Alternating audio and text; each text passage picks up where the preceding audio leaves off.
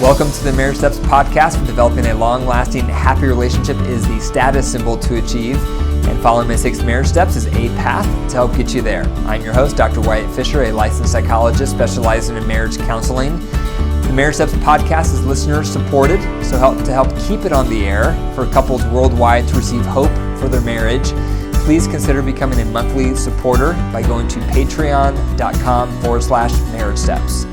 For more marriage resources and to learn more about my 6 marriage steps, be sure to go to my website, drwyattfisher.com. The marriage tip of the night is never leave your home without saying goodbye to your partner. How often do you do that? You just walk out the door, you never think about saying goodbye, your partner's in the house, and they have no idea where you went. Did you go to the grocery store? Did you go for a walk? And they have no idea. It can feel very disconnecting and very insensitive for your partner. Connecting rituals is very important for couples to stay close. And so every time you enter a house and every time you leave the house, there should be some type of greeting with your partner to convey, I'm thinking of you, I'm being considerate of you, and I'm mindful of our connection. So make sure when you leave or return that you have a greeting with your partner. The marriage joke of the night is there was a husband and he thought he would surprise his wife by getting a new bed for their bedroom, but the bed was a trampoline. And when his wife found out, she hit the roof. Okay, the marriage message of the night is going to be my responses to questions that have come in from various people on different platforms. Some came in through Facebook, some through Instagram. So I'm going to read the questions and then I'll respond back to them. So the first question is, my partner and I have different parenting perspectives.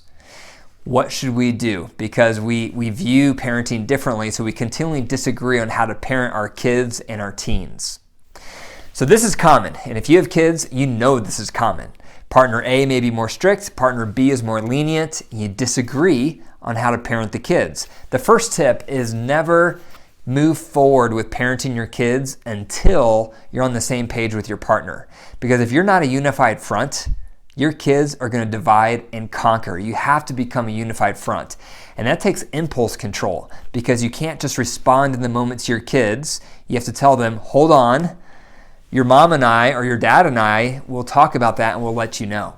And then you go behind closed doors and then you bounce the ball. You talk about your perspectives, you talk about your opinions, you negotiate, you compromise, and you meet in the middle until you're a unified front, and then you tell your kids the decision. That is an important approach, and my wife and I have learned that the hard way. We have completely different parenting perspectives. I tend to be more the strict parent. She tends to be way more lenient, and that has created tension in our relationship. And we've made the mistake of saying our perspectives in front of our kids, and so they have divided and conquered many times in the past. But we've gotten a lot better. And now we'll tell them, we'll talk about it, and we'll let you know. And then we go behind closed doors and we share what we think, and we've learned to negotiate and try to meet in the middle so we're on the same page. So that's what I'd recommend for you to try as well. Second question, my partner is always on their phone. It feels like they're more in love with their phone than they are with me. What would you recommend? This is so common. Tech is everywhere. Tech is addicting. There was a study done that said every time a notification is released on a phone, a little drip of dopamine is released in the brain, and dopamine is an antidepressant. So no wonder we're always looking at our phones. It's exciting to see if you have a new like, a new comment, whatever it is. So we're constantly checking our phones. However, if you're on the other side of that, it can feel like you care more about your phone than you do your partner. So one thing I would recommend is carve out daily time with your partner that's tech-free.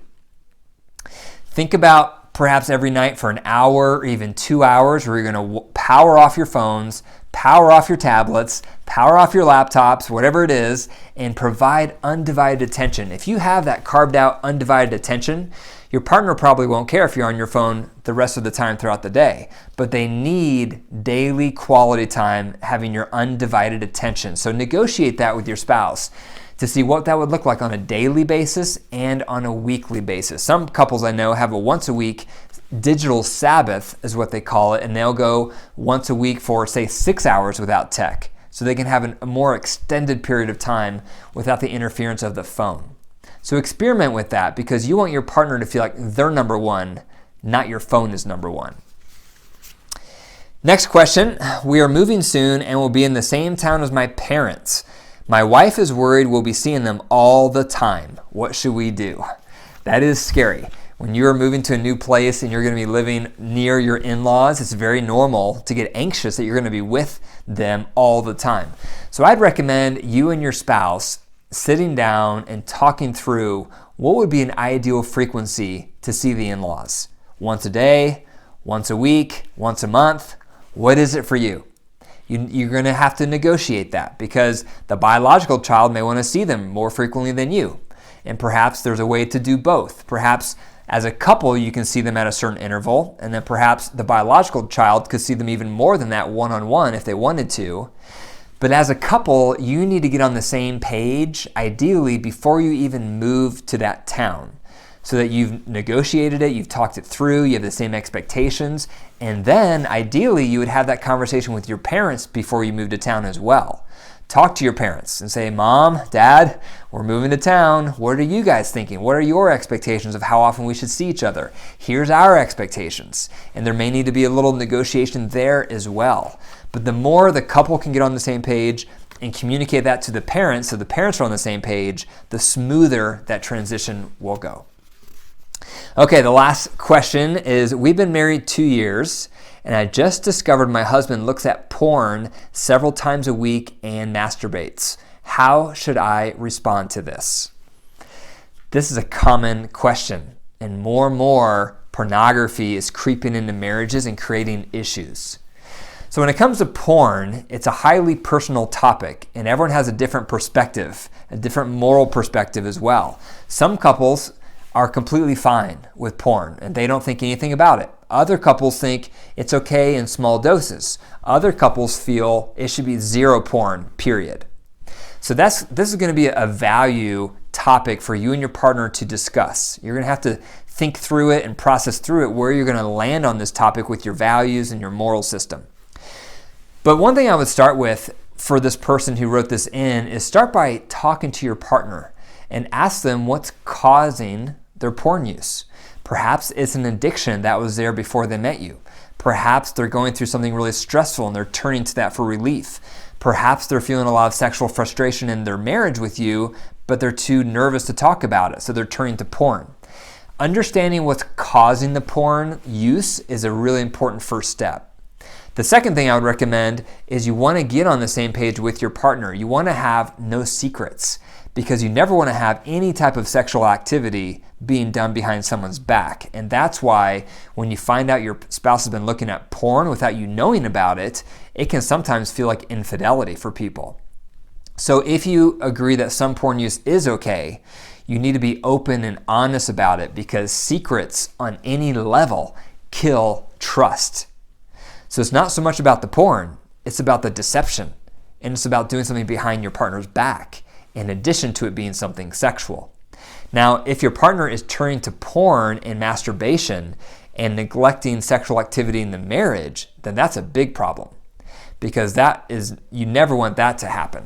So porn is a huge topic, and porn provides the 3 A's of addiction, which is accessibility, anonymity, and affordability. And research has shown that porn lights up the same reward center in the brain as crack cocaine. So it's highly addictive and it's everywhere. And so people are falling into addictions thinking it's okay and it's no big deal, but it can wreak havoc on relationships, especially chronic porn use. Chronic porn use is being shown to cause erectile dysfunction, and it can increase the likelihood of having an affair, and it increases the need for higher novelty so people can get into more taboo topics in porn. So it's definitely something you want to talk about, be open with, negotiate how you're going to land on this topic, and no secrets around it. Thank you for listening to the Marriage Steps podcast. If you enjoyed the episode, please click the 5 stars and leave a review. And be sure to send me your marriage questions through Instagram, Facebook, or you can email me at info@drwyattfisher.com. And remember, your marriage is alive. If you care for it and nurture it, it will grow. But if you neglect it, it will die. The The choice is up to you. Take care.